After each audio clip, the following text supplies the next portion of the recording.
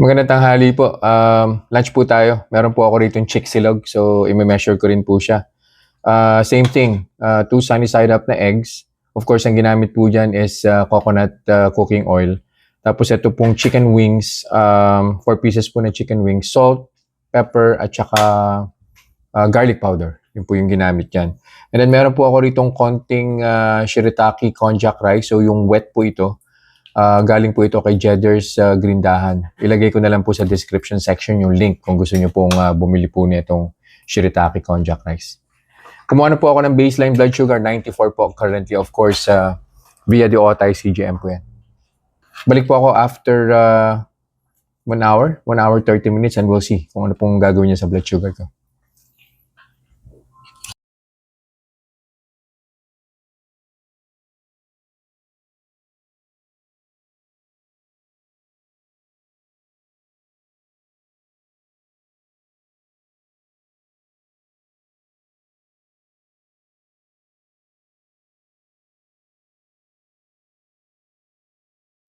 Conclusion na po tayo doon sa kinain kong chick silog today. That was 1 hour and 45 minutes ago. So alam niyo na po siguro kung ba't hindi ko na po tinuloy yung monitoring up to the second hour. No?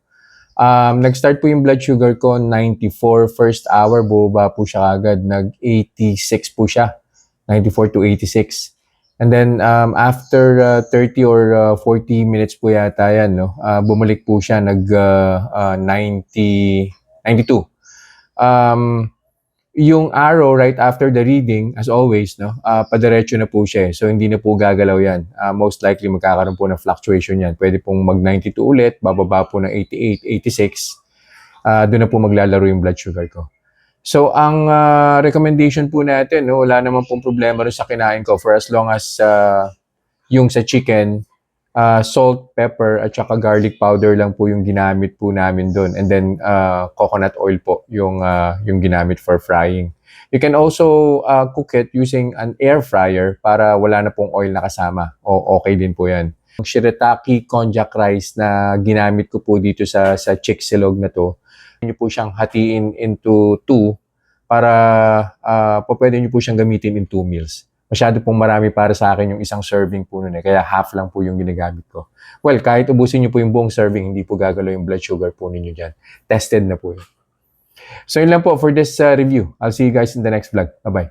Reminders lang po, huwag pong mag-aanli. Always eat in moderation. Di po ako doktor, so whenever in doubt, konsulta po kayo sa doktor ninyo. And yung results po ng mga review na ginagawa ko, it may vary. So, huwag niyo pong i-expect na yung resulta sa akin is magiging kapareho po ng resulta sa inyo. So, yun lang po. Have a nice day.